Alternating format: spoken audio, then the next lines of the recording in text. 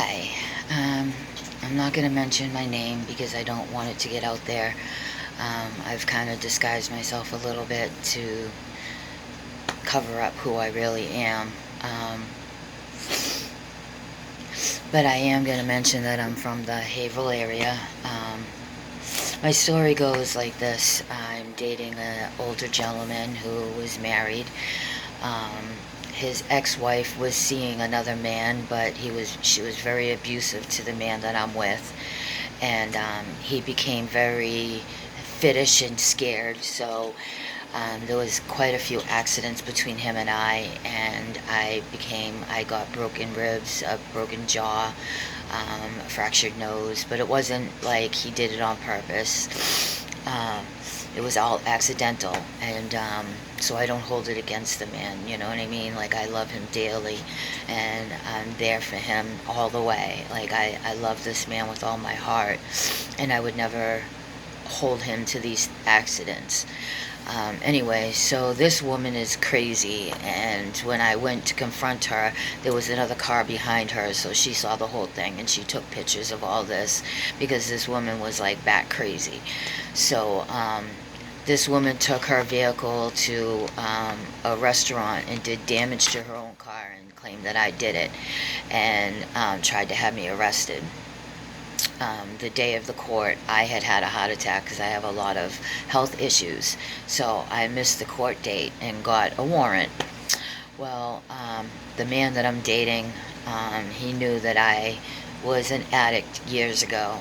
I'm clean and sober now, a church-going Christian woman. Um, but him being the way he is, and fiddish. We had no food in the house, and a friend of mine had brought a big box of food in the house, and well, the food had been gone, and I have Crohn's disease, so I couldn't be eating the greasy foods that my man had been bringing into the house, not knowing, not understanding that I couldn't eat this. He thought that he was doing good and, grand, that he was helping me by feeding me. He didn't understand that he was making me sick. So, I said to him one morning, like, I can't, be eating these. Are you going to be able to bring anything else in the house, or do I have to rely on my friends again? And I was standing in front of him, and I had an iced coffee in my hand, and I don't know what he was thinking, but he grabbed my hand, and I also have osteoporosis. So that's how I ended up with all the broken bones. But I felt the bone, like, getting brittle again, and I grabbed my phone because I didn't want my sons to panic and think somebody else hurt me, so I took a picture of it. And I don't know if he thought that I was going to take this photo to the police or whatever and have him arrested, but he panicked, and I was trying to pull my arm away, and he was like flipping out. The coffee went all over the place. But I had a doctor's appointment that morning, and while I was gone, the police station called me, and they were demanding me to go see them. And I was just telling them, like, nothing happened, everything's fine, we're talking again, it's all fine. And they kept, you need to come, you need to come, you need to come. So I went to the police station that afternoon, and they arrested me. And it turned out that this man that I'm so in love with told them that I beat him up because he wouldn't go buy me drugs. I was the one with the marks on my hand, and I was, there was coffee in my hair just as much as him.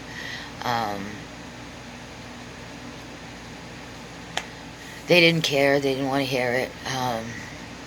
The next morning, I spent the night in the police station. The next morning, I went to court, and this judge, who I'm here to talk about, didn't want to hear nothing. All she heard was the word drugs, and away I went. Away I went. She thought she was helping me by putting me away. She told me straight out that taking me off the streets was helping me. And I tried to tell her, I'm clean and sober. You're not helping me. This judge, I had seen her many of times because I have a son who's been in and out of court system, and I've watched her literally allow men to walk out of her courthouse and on gun charges and hitting women charges, a battery charge, like all kinds of charges. Just walk out of her courtroom, violating probation 4, 5, 6 times. Walk out of her courtroom, and a woman walks in there. One charge of a drug charge, and they're gone. 3, 4, 5 months at a time. With the "I'm helping you" or "I'm saving your life." First charge, never been arrested. For me, it ruined my life. I relapsed. I was ashamed. I took it harder than I probably should have. I let her destroy me. I know I shouldn't have. I know that, I know I shouldn't have let her break me down the way I did, but I was humiliated that another female could stand before me and not hear me out like a human and not treat me like a human and just throw me away like some criminal. And I wasn't. I was a victim, and she didn't even want to hear it. So I'm here today, scared again, because I just got a letter. I was told to do anger management classes, and I was doing them, but then the virus came. My classes got canceled, and now I'm getting violated for the classes that I was doing, and now I can't. Then I got quarantined for almost a month because I have COPD, I have asthma, I have Crohn's, I have osteoporosis, and I've had 5 heart attacks. So I got quarantined for almost a month and a half, and I missed 4 drug tests because of this. And I have a doctor's note, but I still got violated. And I might face jail time again.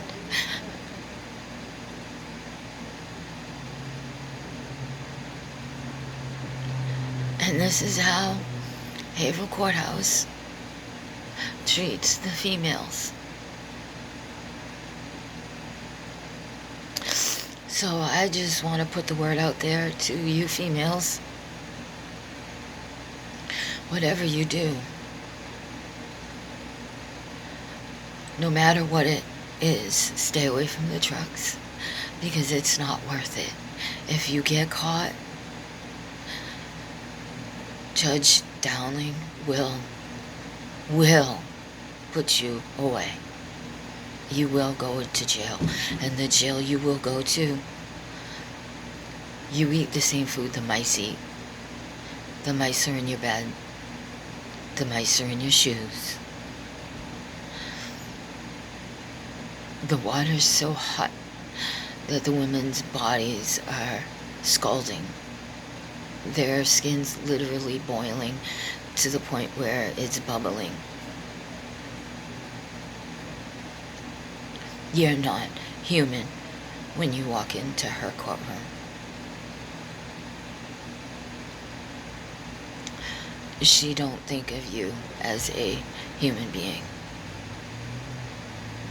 She don't care. So my word to you is, don't do it. It's not worth it. Take it from me. Don't do it.